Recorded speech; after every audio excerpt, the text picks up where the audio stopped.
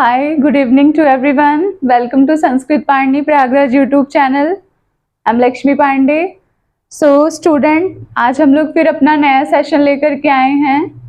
कल के सेशन में मैंने आप लोगों को कल के पहले वाले सेशन में मैंने आप लोगों को भारत की झारखंड की जनजातियों के बारे में पढ़ाया था, और कल के सेशन में मैंने आप लोगों को झारखंड के उद्योग धंधे पढ़ाए थे और खनिज संसाधन के बारे में पढ़ाया था। और आज का जो हमारा सेशन है वो रिलेटेड है झारखंड के प्राकृतिक स्वरूप से। अभी इस प्राकृतिक स्वरूप में हम दो चीज़ों को पढ़ेंगे कि झारखंड में कौन सी नदियाँ बहती हैं, कहाँ से बहती हैं, वो किस प्रोस्पेक्टिव से इम्पॉर्टेंट हैं, उनका उद्गम स्थल कहाँ पर है, और वो किस किस झारखंड के किस किस जिले से होकर के बहती हैं।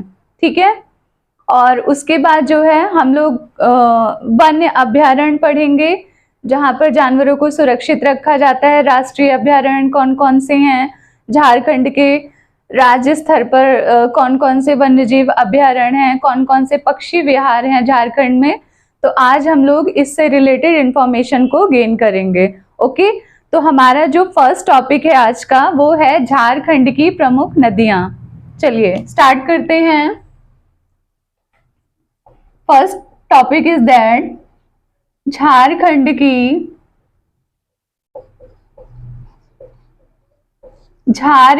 की प्रमुख नदियां। देखिए, नदियां तो हैं झारखंड में, बहुत सारी बहती हैं, लेकिन जो इम्पोर्टेंट नदी है जिनका नाम आप लोग सुनते भी आए हैं और आगे भी सुनते रहेंगे, क्योंकि इम्पोर्टेंस उन्हीं का है। बाकी तो छोटी छोटी नदियां हैं, उनकी भी सहायक नदियां हैं, लेकिन जो हमारे लिए इम्पोर्टेंट है हम उसको देखेंगे। ठीक है। तो जो पहली नदी है झारखंड की, उसका नाम है फाल्गुन नदी।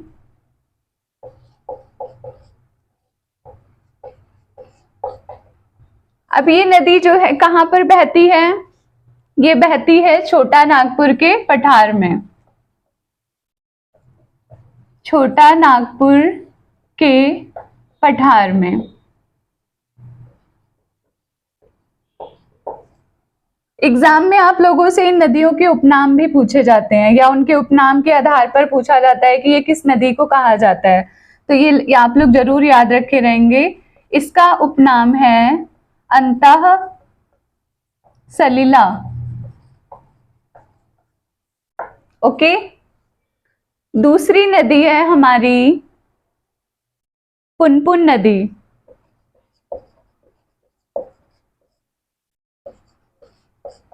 ये कहां पर बहती है, या इसका जो उद्गम स्थल है, उद्गम स्थल मतलब होता है कि जहां से हमारी नदी निकलती है, उद्गम स्थल। तो ये निकली है छोटा नागपुर पठार के टोरी क्षेत्र से। टोरी क्षेत्र से। ओके। अब ये टोरी क्षेत्र जो है वो किस जिले में मिलता है? ये मिलता है लातेहार जिले में। लातेहार जिले में। फिर से देख लीजिए, है तो ये दोनों नदियां छोटी ही, लेकिन इनका कई बार जिक्र हमारे पेपर में हुआ है। फाल्गुन नदी जो है वो छोटे नागपुर के पठार से इसका उद्गम स्थल है, और इसका उपनाम जो है वो अंता सलीला है। सलीला। पुनपुन नदी जो है उसका उद्गम स्थल छोटा नागपुर पठार के टोरी क्षेत्र से है, और ये लातेहार जिले में है। ओके।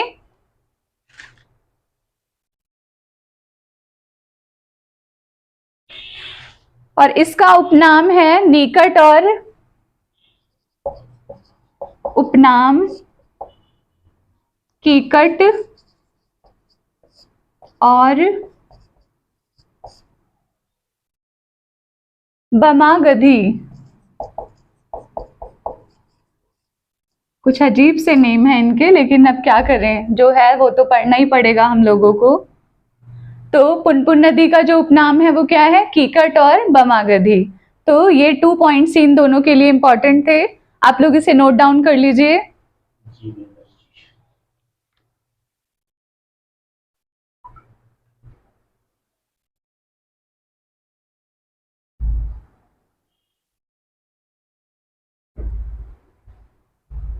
चलिए अब हम अपनी तीसरी नदी के बारे में पढ़ते हैं। ये बहुत इंपॉर्टेंट नदी है तीसरी नदी, क्योंकि हमारा आधा झारखंड जो है इस नदी के किनारे बसा हुआ है। आप लोग समझ ही गए होंगे मैं किस नदी के बारे में बात कर रही हूँ। तो हमारी जो थर्ड रिवर है उसका नेम है दामोदर नदी। दामोदर नदी, ओके। दामोदर नदी का भी जो उद्गम स्थल है वो छोटा नागपुर पठार से है। उद्गम स्थल छोटा नागपुर पठार के लातेहार जिले से है। लातेहार जिले से है। इस नदी के उपनाम क्या क्या हैं?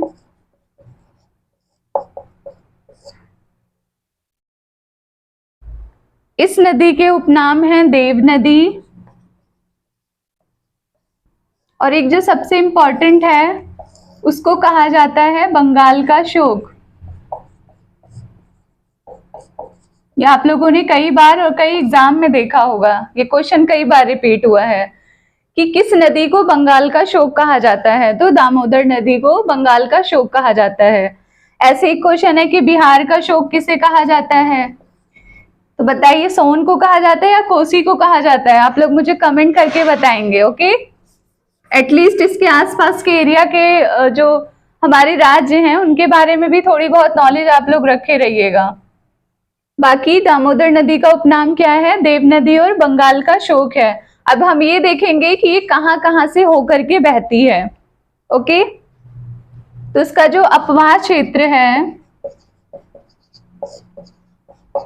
अपवाह क्षेत्र कहां से है वो? रांची, बोकारो,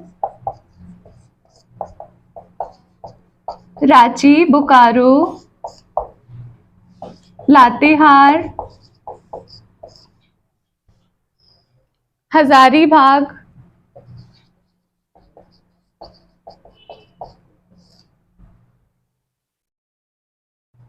ओके। तो ये चार इसके अपवाह क्षेत्र हैं, रांची, बोकारो, लातेहार और हजारीबाग। एक पॉइंट इसका और क्या है, इसकी सहायक नदियां कौन सी हैं, ये भी याद रखे रहिएगा। दामोदर नदी के बारे में जितनी भी इंफॉर्मेशन मैंने लिखवाई है इसमें से एक भी स्किप मत करिएगा, क्योंकि ये सब इंपॉर्टेंट है। इसकी सहायक नदी कौन कौन सी हैं? तो इसकी सहायक नदियों के नाम हैं कोनार, बोकारो भी एक नदी है यहाँ पर झारखंड में, इसी नदी के आधार पर एक जिले का नाम रखा गया है बोकारो, और जमुनिया। ये तीन नदियां जो हैं छोटी छोटी इसकी सहायक नदियां हैं, ठीक है। चलिए फिर से देख लीजिए, थर्ड रिवर, और ये झारखंड की सबसे लंबी नदी है, ठीक है। कौन सी? दामोदर नदी। अभी ये पॉइंट मैं आपको नेक्स्ट उस पर लिखवा देती हूँ स्टेप में। दामोदर नदी इसका उद्गम स्थल है छोटा नागपुर पठार के लातेहार जिले से है। उपनाम इसका देव नदी है और इसको बंगाल का शोक भी कहा जाता है, ओके। इसका अपवाह क्षेत्र मतलब ये कहाँ से होकर के बहती है? तो ये रांची जिले से, बोकारो जिले से, लातेहार जिले से और हजारीबाग जिले से होके बहती है। सहायक नदी इसकी कौन सी है? तो ये तीन नदियां हैं जो हमारी दामोदर नदी की सहायक है। कौन कौन सी? कोनार है, बोकारो है और जमुनिया है, ठीक है। आप लोग इसे नोट डाउन कर लीजिए, फिर हम आगे बढ़ते हैं।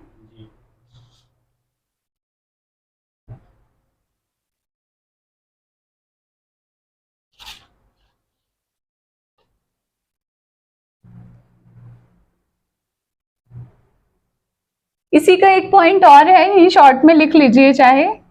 चलिए मैं इसको इरेज करके लिखवा दे रही हूँ, इसी का है वो, ठीक है। दामोदर नदी, दामोदर नदी झारखंड की सबसे बड़ी व सबसे लंबी नदी है, सबसे लंबी नदी है, ओके। चलिए दामोदर नदी झारखंड की सबसे बड़ी व सबसे लंबी, यानी कि दोनों लंबे में भी, लंबाई में भी बड़ी है और वैसे भी बड़ी है ये, ठीक है। तो ये इसका लास्ट पॉइंट था दामोदर नदी का। फोर्थ रिवर के बारे में पढ़ेंगे।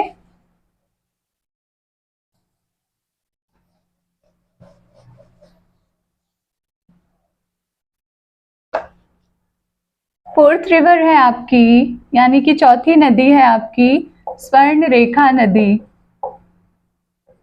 स्वर्ण रेखा नदी, ओके। स्वर्ण रेखा नदी, इसका भी हमारा उद्गम क्षेत्र कहाँ से है? ये छोटा नागपुर के नागड़ी क्षेत्र से बहती है। उद्गम स्थल छोटा नागपुर के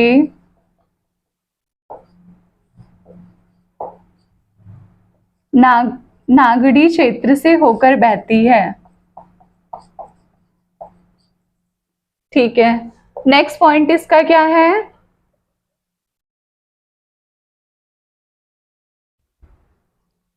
अब ये नागड़ी क्षेत्र हमारा किस जिले में आता है? तो ये आता है रांची जिले में। और इसी से एक प्रश्न भी बनता है कि रांची जिला जो है वो किस नदी के किनारे है? तो वो स्वर्ण रेखा नदी के किनारे है, ठीक है। ये क्वेश्चन आता है एग्जाम में। नेक्स्ट पॉइंट है इसका अपवाह क्षेत्र, यानी कि ये कहां कहां से होके बहती है। अपवाह क्षेत्र, ये बहती है रांची और सिंहभूमि जिले में। रांची और सिंहभूमि, ओके। नेक्स्ट पॉइंट इसका है, इसकी एक विशेषता है, इस पे कौन सा जलप्रपात बनाया गया है? विशेषता इसकी क्या है? इस पर हुंडरू जलप्रपात बनाया गया है।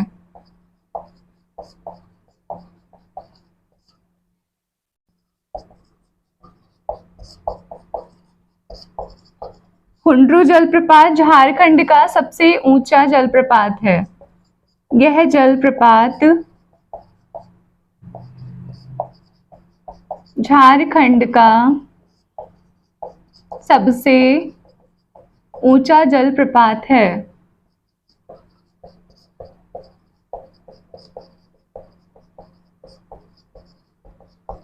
और ये किस जिले में है? ये रांची जिले में है।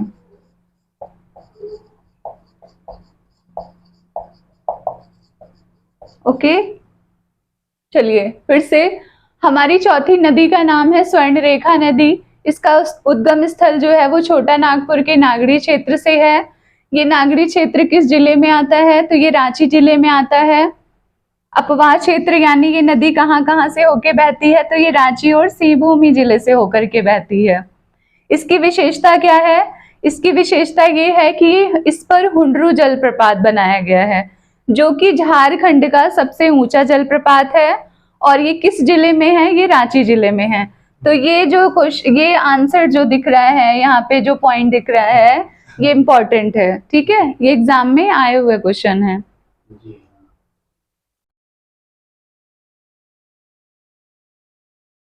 इस नदी की दो विशेषता और है। एक ये है कि ये बंगाल की खाड़ी में स्वतंत्र रूप से गिरने वाली नदी है, ठीक है।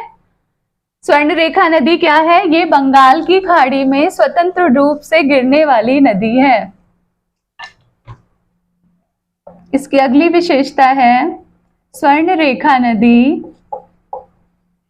स्वर्ण रेखा नदी बंगाल की खाड़ी में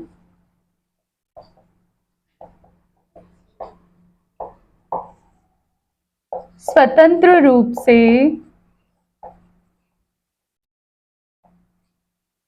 गिरने वाली नदी है।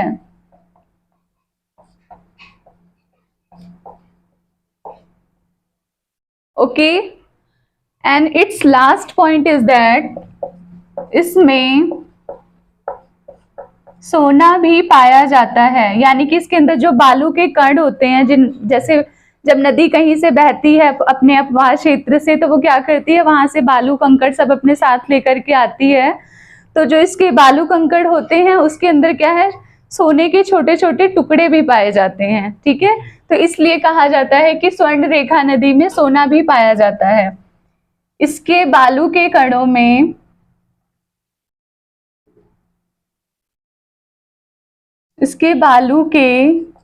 में सोना भी पाया जाता है।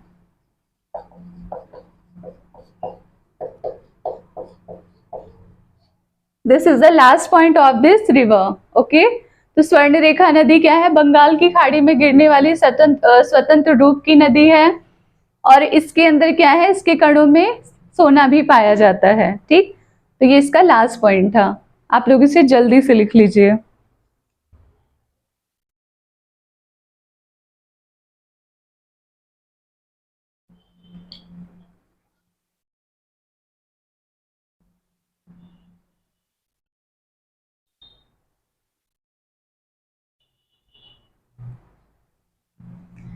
And next one and the last river is that Mayurakshi river.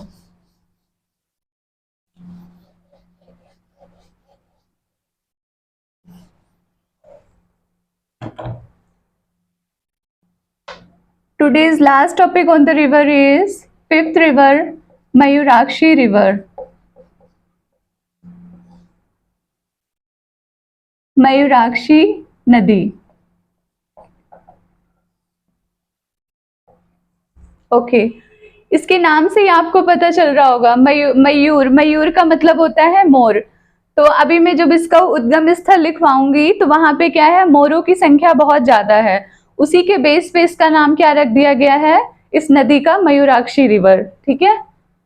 तो ये कहां पर है इसका उद्गम स्थल?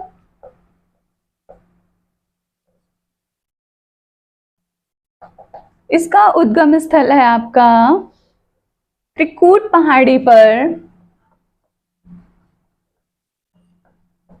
त्रिकूट पहाड़ी पर। और ये किस जिले में आता है? ये आता है देवघर जिला में।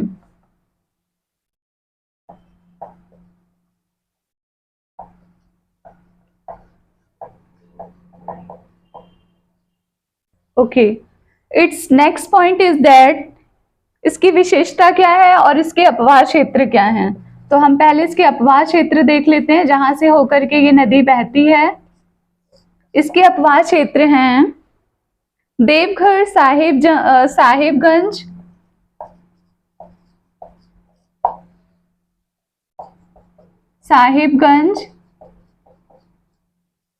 And last one is Dumka.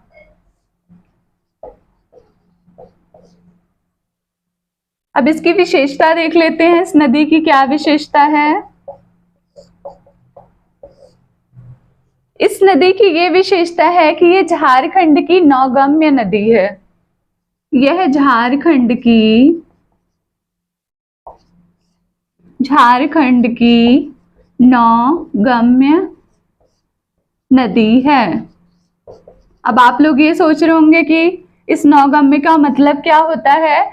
नौगम्य का मतलब होता है जिसमें आप नाव नहीं चला सकते हैं, ऐसी नदी जिसमें आप नाव नहीं चला सकते हैं, ऐसी नदी जिसमें नाव नहीं चलती है।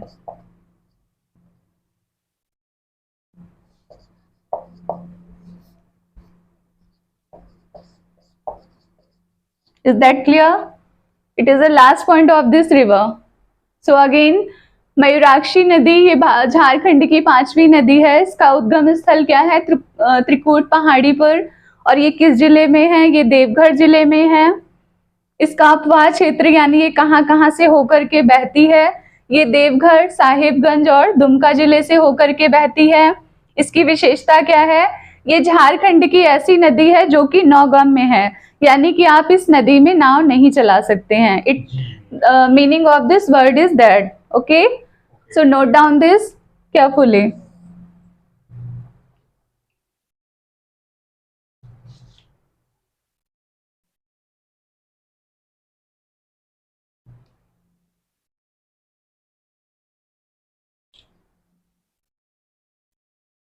एक दो पॉइंट और ऐसे ही हैं जो कि इम्पोर्टेंट हैं, और वो क्या हैं ये भी देख लेते हैं हम लोग। आई होप सो आपने लिख लिया होगा, मैं इसे इरेज कर रही हूँ।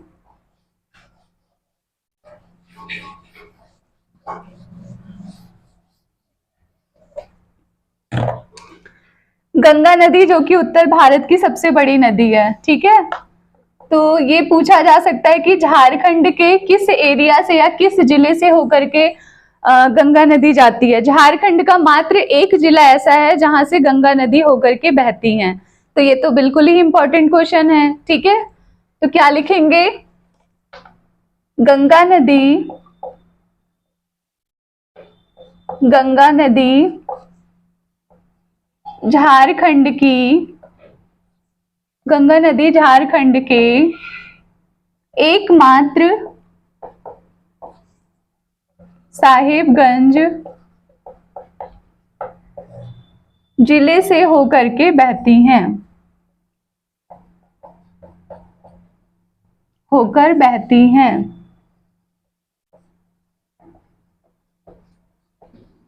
Okay, another point is, Jharkhand की ऐसी कौन सी नदी है जो बार बार अपना मार्ग बदलती रहती है, ठीक है। झारखंड की वे कौन सी नदी है जो बार बार अपना मार्ग बदलती रहती है। झारखंड की सकरी नदी, सकरी नदी ऐसी नदी है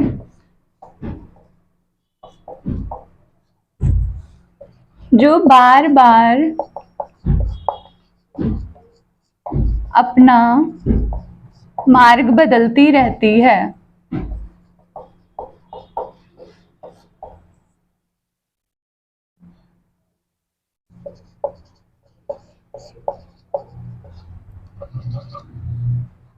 लास्ट पॉइंट है कि झारखंड की ऐसी कौन सी नदी है वो जो सबसे प्रदूषित नदी है। बहुत ही सिंपल क्वेश्चन है और ये कई बार एग्जाम में रिपीट हुआ है। झारखंड की सबसे प्रदूषित नदी, और झारखंड का पूरा आधा उद्योग धंधा इसी के किनारे बसा है, ठीक है, इसी रिवर के। तो झारखंड की सबसे प्रदूषित नदी, जो झारखंड की सबसे बड़ी और लंबी नदी है, उसका नाम है दामोदर नदी। तो इसी के साथ झारखंड की प्रमुख नदियों का चैप्टर हम यहीं पे फिनिश करते हैं। ओके, तो ये इंपॉर्टेंट पॉइंट्स है जो आपने पढ़े हैं, फाल्गु नदी के बारे में, पुनपुन नदी के बारे में, दामोदर नदी के बारे में, मयूराक्षी नदी के बारे में और स्वर्णरेखा नदी के बारे में, और एक पॉइंट है हमारा गंगा नदी के बारे में, ठीक है।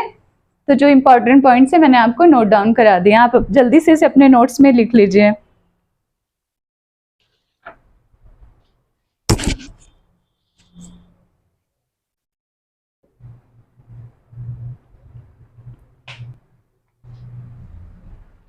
तो आज जैसे मैंने भी आपको स्टार्टिंग में नोटिफाई किया था कि हम लोग आज 2 टॉपिक्स यहाँ पर लेंगे। तो फर्स्ट टॉपिक था कि झारखंड की नदियों के बारे में, और दूसरा टॉपिक हमारा अब इसके बाद जो स्टार्ट होने वाला है वो है वन्य जीव अभ्यारण्य। थोड़ा सा इसके बारे में इंट्रो ले लेते हैं कि वन्य जीव अभ्यारण्य होते क्या हैं। देखिए, आपको और हमें रहने के लिए तो हम मकान ढूंढ सकते हैं, कहीं पे कुछ झोपड़ी बना सकते हैं, पेड़ों के नीचे शरण ले सकते हैं, कोई धर्मशाला बनी है वहां जाके रह सकते हैं, जबरदस्ती किसी को घर से निकाल के उसमें रह सकते हैं, ठीक है, हम किसी भी तरीके से रह सकते हैं। लेकिन जानवर जो होते हैं वो इतने सक्षम नहीं होते हैं कि वो अपना रहने का स्थान खुद से बना सकें। तो इनको प्राकृतिक ने क्या किया है, पहले से ही गॉड गिफ्टेड है उनके लिए। जैसा कि क्या उनका रहने का एक ही स्थल है कि वो वनों में रहते हैं, या आसपास जो भी छोटे मोटे झाड़ियां होती हैं तो ऐसी ही जगह पे वो लोग रहते हैं। लेकिन आज क्या है, भारत की और देश की जनसंख्या इतनी ज्यादा बढ़ती चली जा रही है कि लोग जो है अपने यूज के लिए उनके घरों को नुकसान पहुंचा रहे हैं, यानी कि पेड़ पौधों को काट रहे हैं, उनका विनाश कर रहे हैं और वहां पर जाकर के वो खुद के घर बना रहे हैं। लेकिन आप लोग ये सोचिए कि हम अगर उनके घरों को नष्ट कर देंगे, यानी जानवरों के रहने की जगह नहीं रहेगी, तो वो लोग कहाँ रहेंगे, फिर वो आकर के आपको तंग करेंगे, यानी कि वो इंसानों को मार के खाएंगे, और कुछ समय ऐसे होगा कि धीरे धीरे धरती से वो विलुप्त होते जाएंगे। और आज ये हमारे संसार की, हमारे समाज की सबसे बड़ी प्रॉब्लम बना हुआ है कि पेड़ पौधों का नाश करके जंगल को खत्म कर देना, और उसकी वजह से हमारे जानवर भी विलुप्त हो रहे हैं। ठीक है, तो सरकार ने क्या किया है, ऐसी योजनाएं चलाई हैं कि जिससे हम इन जीवों को सुरक्षित रख सकें, उनके घरों को, उनके प्राकृतिक स्वरूप को उनको प्रदान कर सकें। तो उन्होंने क्या किया है, कुछ एरियाज ऐसे डिवाइड कर दिए हैं कि वो हमेशा और उन्हीं जानवरों के ही लिए वो इम्पोर्टेंट है, और उसमें वो जानवर ही रह सकते हैं। वहां पे मानव जाति का कोई भी लेन देन या उनका कोई हस्तक्षेप नहीं हो सकता है। ठीक है, तो ऐसी जगह जो सरकार के द्वारा बना दी जाती है कि जिसके अंदर सिर्फ जीवों की ही उत्पत्ति हो सकती है, या जीव ही वहां पर रह सकते हैं, यानी जानवर, पशु और पक्षी, ये सब, तो उसी को क्या कहा गया है, वन्य जीव अभ्यारण्य। अब ये क्या है, 2-3 तरीके के होते हैं, जैसे राष्ट्रीय स्तर पर होता है, कुछ राज्य स्तर पर होता है, और फिर पक्षी विहार, यानी कि पक्षियों की भी संख्या धीरे धीरे खत्म होती चली जा रही है। पेड़ पौधे काट दोगे तो उनका निवास स्थान पेड़ों पर ही है। ठीक है, तो वो कहाँ रहेंगे, तो इसलिए उन्होंने क्या किया है, पक्षी विहार भी बनाए हैं। तो हमारे झारखंड राज्य में कितने वन्य जीव अभ्यारण्य ऐसे हैं जो राष्ट्रीय स्तर के हैं, कितने वन्य जीव अभ्यारण्य हैं जो राज्य स्तर के हैं, और कितने पक्षी विहार हैं, तो हम इसके बारे में इसमें पढ़ेंगे। ठीक है, तो पहला पॉइंट हमारा है वन्य जीव अभ्यारण्य।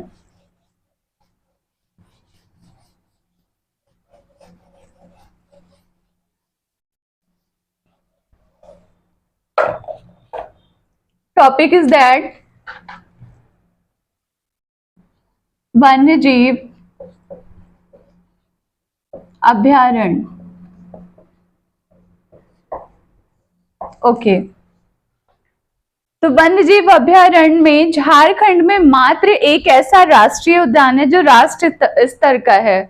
तो ये तो बिल्कुल ही इंपॉर्टेंट है, क्योंकि ये झारखंड राज्य में सिर्फ एक है। ठीक है, तो इसको तो नोट डाउन करना पड़ेगा, और ये इंपॉर्टेंट भी है। झारखंड राज्य में एकमात्र राष्ट्रीय स्तर का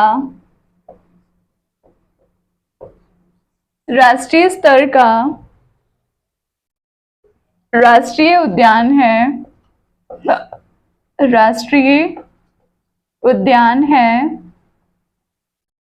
जो कि कहाँ पर है ये, जो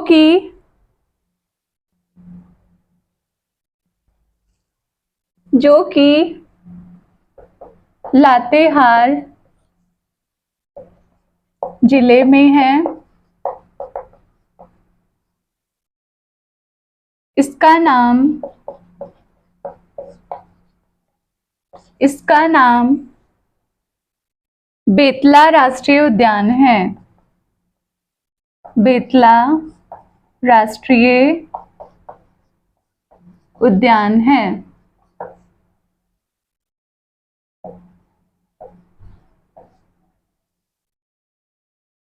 ओके, तो झारखंड राज्य का एकमात्र राष्ट्रीय स्तर का जो राष्ट्रीय उद्यान है वो क्या है, बेतला राष्ट्रीय उद्यान। और ये कहाँ पर है, ये लातेहार जिले में है।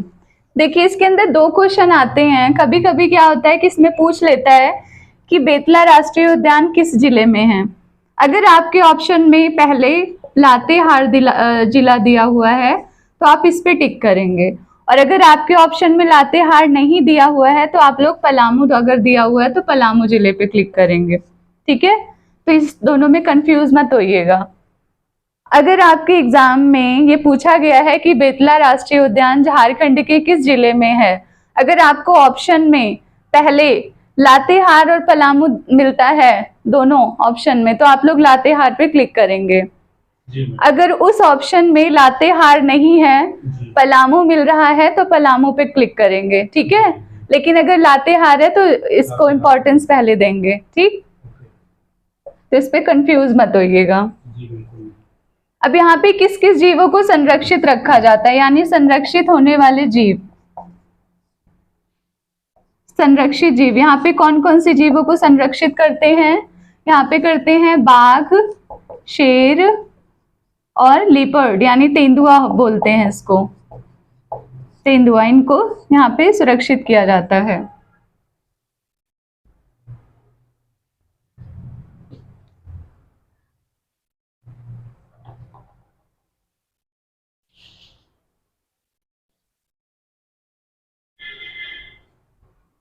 चलिए अगला पॉइंट है हमारा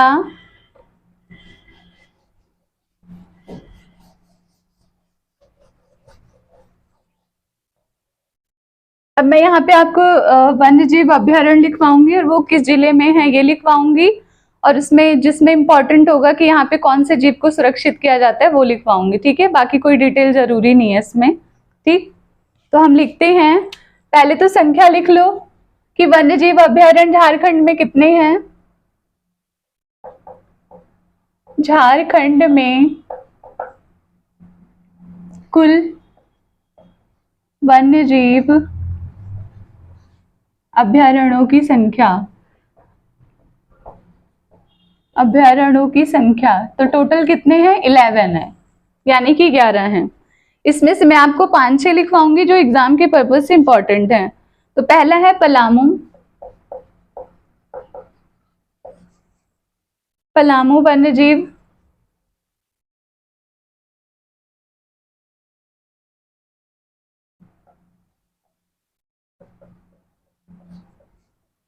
दूसरा पलामू वन्य जीव अभ्यारण्य,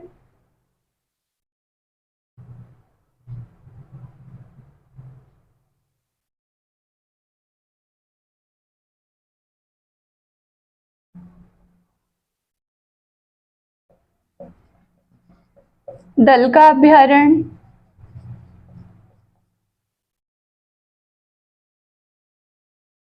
ये कहाँ पर है, पूर्वी सिंहभूमि में है ये।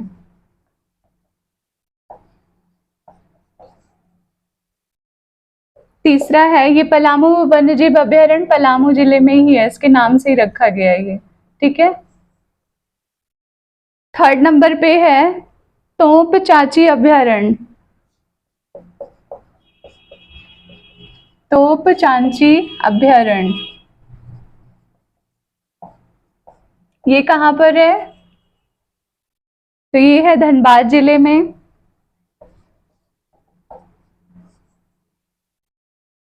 दलका अभ्यारण्य एक ऐसा अभ्यारण्य है जहां पे हाथियों को संरक्षित किया जाता है,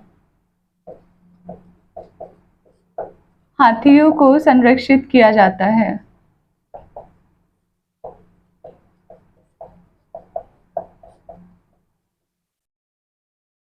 चौथे नंबर का है पालकोट वन्यजीव अभ्यारण्य, पालकोट वन्यजीव अभ्यारण्य,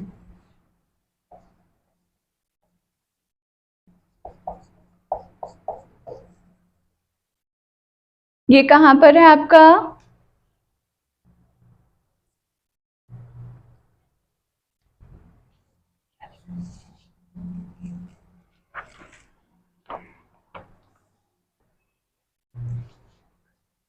पालकोट वन्यजीव अभ्यारण्य आपका पालकोट में ही है।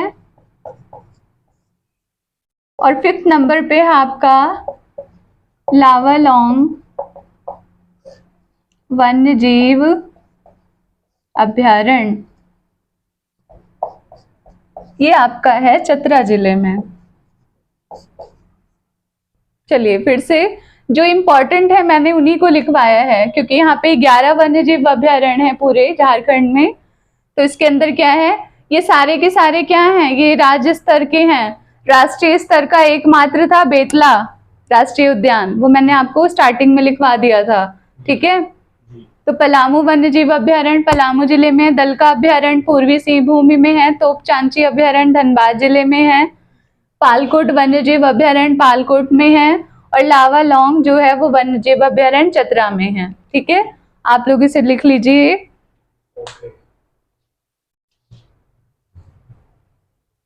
एक और इसी के साथ ये भी लिख लीजिए, इसका नाम तो लिखा है पक्षी विहार, लेकिन ये क्या है, एक वन्यजीव अभ्यारण्य है। ठीक है, तो इसको चाहे आप ऐसे हाईलाइट कर लेंगे बुलेट बना के, ये है वन्यजीव अभ्यारण्य में ही, लेकिन इसके आगे इसमें पक्षी विहार लिखा हुआ है।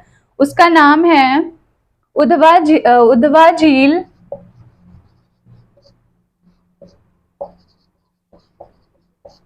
पक्षी विहार, जो कि कहाँ पर है, ये किस जिले में है, ये है साहिबगंज जिले में।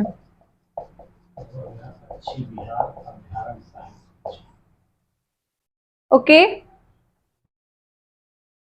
मैंने आपको यहाँ पे 5 वन्य जीव अभयारण्य लिखवाए हुए हैं, जिसमें से ये 4 तो जो हैं ये राज्य स्तर के हैं, ये राज्य स्तर के वन्य जीव अभयारण्य हैं। और जो पलामू है ये अकेला एकमात्र ऐसा है जो कि राष्ट्रीय स्तर का वन्य जीव अभयारण्य है, राष्ट्रीय स्तर का वन्य जीव अभयारण्य है।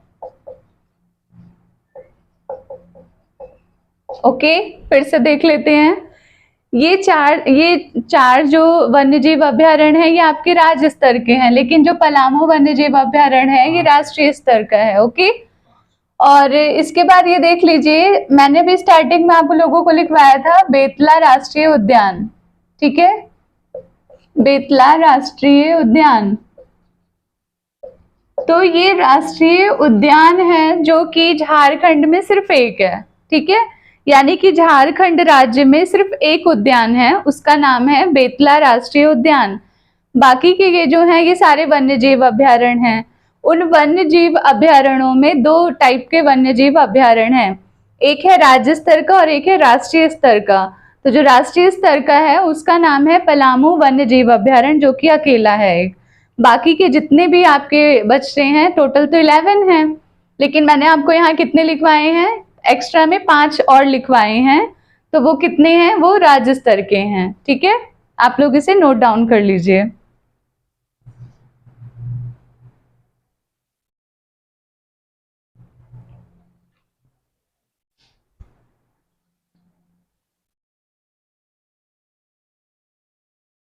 चलिए, इसके बाद अब हम लोग पढ़ेंगे पक्षी विहार, झारखंड के पक्षी विहार।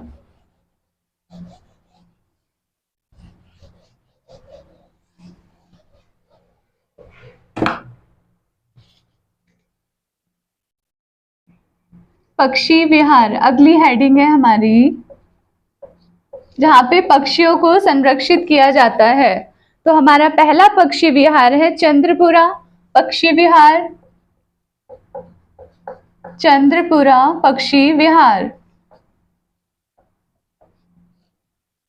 दूसरा है हमारा तेनूघाट पक्षी विहार।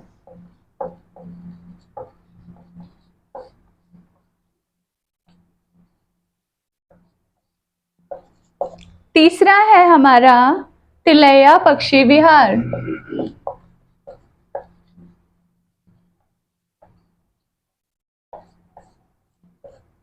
इसमें तिलैया जो है और चंद्रपुरा जो है ये एग्जाम में आए हुए क्वेश्चंस हैं।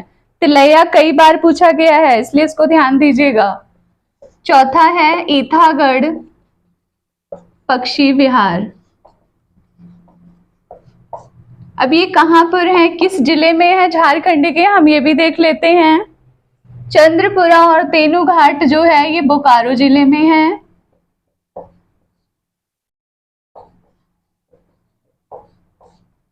तिलैया पक्षी विहार आपका कोडरमा जिले में है, और ईथागढ़ पक्षी विहार आपका कहाँ पर है, सरायकेला में है।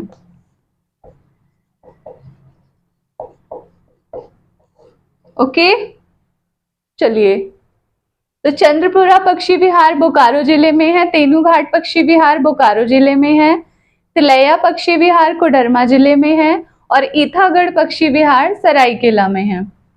इसी के साथ ही हमारी अगली हेडिंग है जैविक उद्यान। तो पहला जैविक उद्यान है, क्या है, बिरसा भगवान जैविक उद्यान।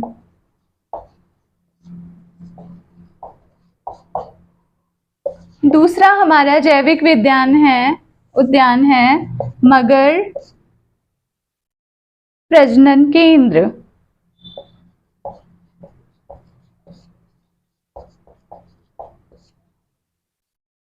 बिरसा भगवान जैविक उद्यान आपका और माझी में है,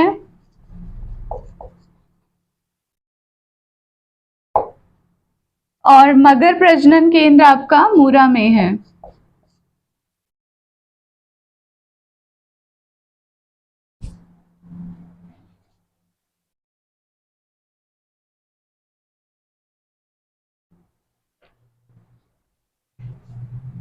तो आज के टॉपिक में मैंने आप लोगों को दो चीज़ों को पढ़ाया है। पहला क्या था आपका झारखंड की नदियाँ पढ़ाया, और आज के ही टॉपिक में मैंने आप लोगों को वन्यजीव अभयारण्य पढ़ाए झारखंड के। ठीक है, तो ये हमारा सेशन था जो आज यहीं पे हम लोग इसका एंड करते हैं।